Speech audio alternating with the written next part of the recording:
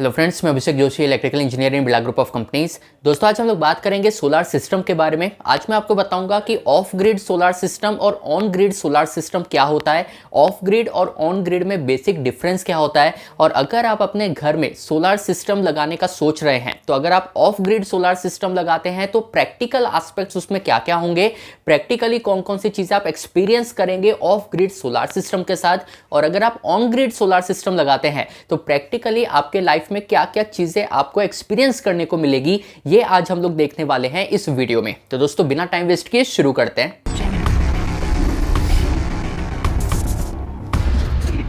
दोस्तों, सबसे पहले आपको यह पता होना चाहिए कि ऑफ ग्रिड और on grid solar system basically बोलते किसको है। ये ऑफ ग्रिड का मतलब क्या होता है और ऑन ग्रिड का मतलब क्या होता है। तो देखिए, इस पिक को देखिए। सबसे पहले हम लोग बात करने वाले हैं ऑफ ग्रिड सोलर के बारे में। देखिए, ऑफ ग्रिड का मतलब यह है कि आपका जो सोलर सिस्टम रहेगा ये कहीं पर भी ग्रिड से कनेक्टेड नहीं रहेगा, इसीलिए हम इसको ऑफ ग्रिड सोलर सिस्टम कह रहे हैं कि आपका जो सोलर सिस्टम है और आपका जो ग्रिड है, जिस इलेक्ट्रिसिटी पोल से हमारे घर में सप्लाई आती है, उस ग्रिड का और आपके सोलर सिस्टम का आपस में कोई कनेक्शन नहीं है। ये दो कंप्लीट अगर सेपरेट एंटिटीज है तो इसको हम लोग ऑफ ग्रिड सोलर सिस्टम कहेंगे। इस पिक में भी दोस्तों आप देख सकते हैं कि बेसिकली आपको एक सोलर पैनल देखने को मिल रहा है, एक इन्वर्टर पैनल देखने को मिल रहा है, और आपको एक बैटरी देखने को मिल रही है, और एक आपका घर है जहां पर आपने सोलर सिस्टम लगाया है। पर यहां पर कहीं पर भी आपको इलेक्ट्रिसिटी पोल देखने को नहीं मिल रहा, कहीं पर भी ग्रिड से कनेक्टिविटी आपको देखने को नहीं मिल रही। इसी को ऑफ ग्रिड सोलर सिस्टम कहते हैं। अब दोस्तों, हम लोग देखते हैं कि इसके प्रैक्टिकल एस्पेक्ट्स क्या है। मतलब अगर आप अपने घर में सोलर सिस्टम लगाते हैं और आप ऑफ ग्रिड का ऑप्शन चूज करते हैं तो प्रैक्टिकल एस्पेक्ट्स इसमें आपको क्या क्या देखने को मिलेंगे। मान लीजिए आपका जो सोलर सिस्टम है ये 1000 वैट्स तक की इलेक्ट्रिसिटी जनरेट करता है। ये हम एक एग्जाम्पल ले रहे हैं चीज़ों को समझने के लिए। तो आपको जो सोलर सिस्टम है ये 1000 वैट्स की इलेक्ट्रिसिटी जनरेट कर रहा है। आपके हाउस होल्ड का जो पावर कंजम्पशन है ये मान लीजिए 500 वैट्स ही है। तो दिन के समय में जब बहुत अच्छी धूप निकली हुई है तो आपका सोलर सिस्टम 1000 वैट की इलेक्ट्रिसिटी जनरेट करता है, जिसमें से 500 वैट्स तो आपका हाउस होल्ड का पावर कंजम्पशन ही हो जाता है। अब जो बचे हुए 500 वैट्स है उनका क्या होगा। तो जो बचे हुए 500 वैट्स है वो आपके बैटरी में जाएंगे और बैटरी में वो पावर स्टोर होता रहेगा। यही फंक्शन है बैटरी का ऑफ ग्रिड सोलर सिस्टम में, कि जो एक्सेस पावर जनरेट हो रही है, जो आप हाउस होल्ड में यूज नहीं कर रहे, वो एक्सेस पावर यूज होती है बैटरी को चार्ज करने के लिए, वो एक्सेस पावर यूज होती है बैटरी में स्टोर होने के लिए। अब मान लीजिए रात का समय है या मौसम खराब है, जब धूप अच्छे से नहीं निकली है, उस वक्त आपका सोलर पैनल का जो पावर जनरेशन है वो 1000 वैट्स तक नहीं हो पाएगा, क्योंकि रात का समय है, रात में तो सनलाइट है ही नहीं। तो ऐसे समय में आपके बैटरी में जो पावर स्टोर हुई है, जो 500 वैट्स हम स्टोर कर रहे थे, उस इलेक्ट्रिसिटी का यूज करके आप अपने हाउस होल्ड में इलेक्ट्रिकल अप्लायंस को रन कर सकते हैं। पर यहां एक चीज आपको हमेशा ध्यान में रखनी है कि आपका जो सोलर सिस्टम है ये ग्रिड के साथ कनेक्टेड नहीं है। इस पर मैं जोर इसलिए दे रहा हूं कि मान लीजिए आपका जो सोलर सिस्टम है ये इलेक्ट्रिसिटी अब जनरेट नहीं कर रहा है क्योंकि रात का टाइम है, तो आपका जो पूरा हाउस होल्ड अप्लायंस है ये बैटरी बैकअप से ही चल रहे हैं। अब ऐसे में अगर आपकी बैटरी डिस्चार्ज हो जाती है तो कहीं से भी आपके घर में इलेक्ट्रिसिटी की सप्लाई नहीं आ सकती, क्योंकि आपने ऑफ ग्रिड सोलर सिस्टम का सिलेक्शन किया है। तो या तो आपका सोलर सिस्टम इलेक्ट्रिसिटी जनरेट करता रहे तो आपके घर में इलेक्ट्रिसिटी अवेलेबल रहेगी, और रात का समय है या किसी भी रीजन से अगर आपका सोलर पैनल जनरेट नहीं कर पा रहा इलेक्ट्रिसिटी, तो जो बैटरी में पावर बैकअप आपने ले रखा है वहां से आपका हाउस होल्ड अप्लायंस चलते रहेंगे। पर किसी भी केस में अगर बैटरी डिस्चार्ज हो जाती है और सोलर पैनल इलेक्ट्रिसिटी जनरेट नहीं कर पा रहा है तो आपके यहाँ इलेक्ट्रिसिटी की सप्लाई नहीं रहेगी।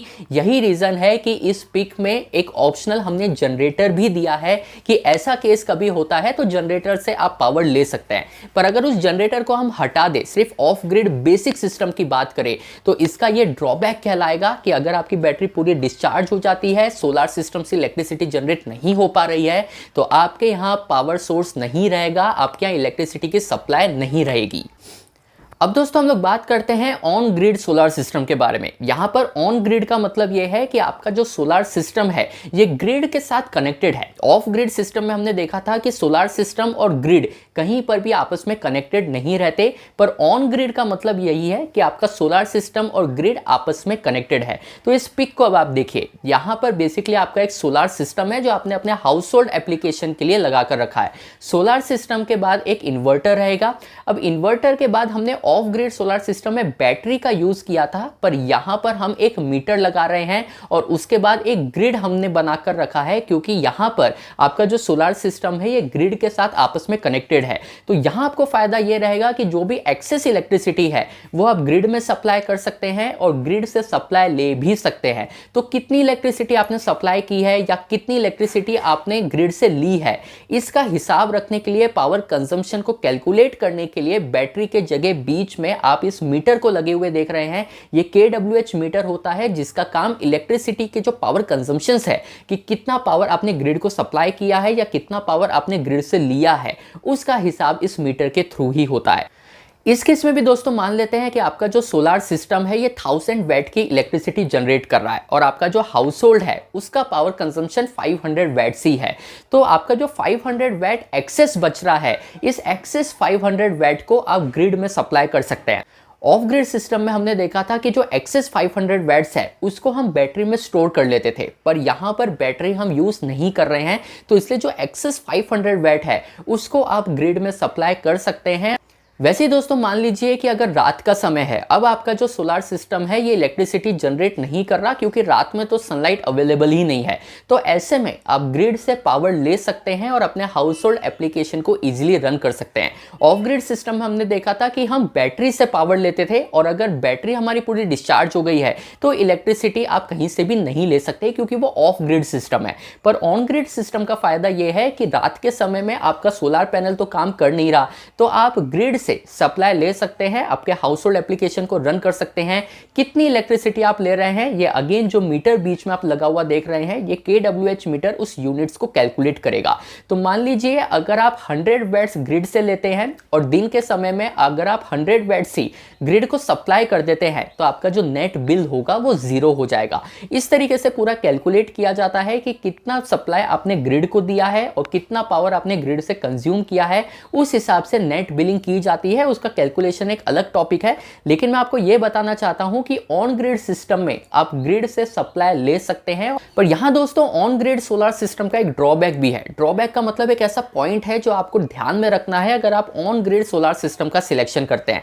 देखिए ऑन ग्रिड सिस्टम में जैसे कि मैंने आपको बताया कि आपका सोलर सिस्टम और ग्रिड आपस में कनेक्टेड है। अब किसी भी रीजन से अगर ग्रिड अवेलेबल नहीं रहता, ग्रिड का फेलियर हो जाता है, तो आपके घर में इलेक्ट्रिसिटी नहीं रहेगी। इस चीज का ध्यान रखिएगा। अब यहां आपके माइंड में सवाल यह आएगा कि अगर ग्रिड फेल भी हो जाता है तो भी मेरे पास सोलर पैनल तो है, सोलर पैनल अगर इलेक्ट्रिसिटी जनरेट कर रहा है, मान लीजिए दोपहर के 2 बजे हैं। अब दोपहर के 2 बजे अगर आपका ग्रिड फेलियर हो जाता है तो मेरा सोलर सिस्टम तो दोपहर में धूप में इलेक्ट्रिसिटी जनरेट कर ही सकता है। तो हम ऐसा क्यों कह रहे हैं कि अगर ग्रिड फेल हो जाए तो आपके घर में इलेक्ट्रिसिटी नहीं रहेगी, क्योंकि दिन के समय तो हम सोलर सिस्टम से इलेक्ट्रिसिटी जनरेट कर ही सकते हैं। तो देखिए ऐसे इलेक्ट्रिकल पर्सन ये चीज आपको समझनी चाहिए कि आपका सोलर सिस्टम और ग्रिड आपस में कनेक्टेड है। अब अगर ग्रिड फेलियर हो गया है तो इसका मतलब ये है कि ग्रिड में कोई ना कोई प्रॉब्लम हुई है। अब उस प्रॉब्लम को रेक्टिफाई करने के लिए, उस प्रॉब्लम को सॉल्व करने के लिए इलेक्ट्रिकल पर्सन उस जगह पर जाएंगे और वहां पर कुछ टेस्टिंग करेंगे जिससे फॉल्ट एनालिसिस हो सके।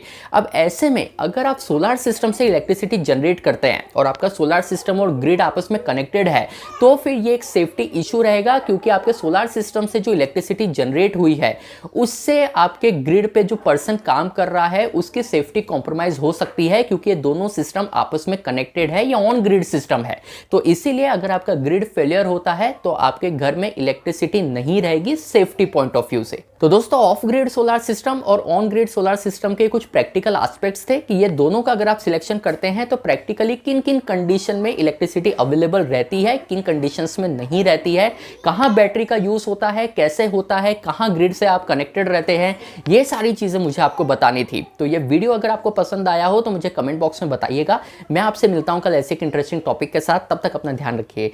Good bye.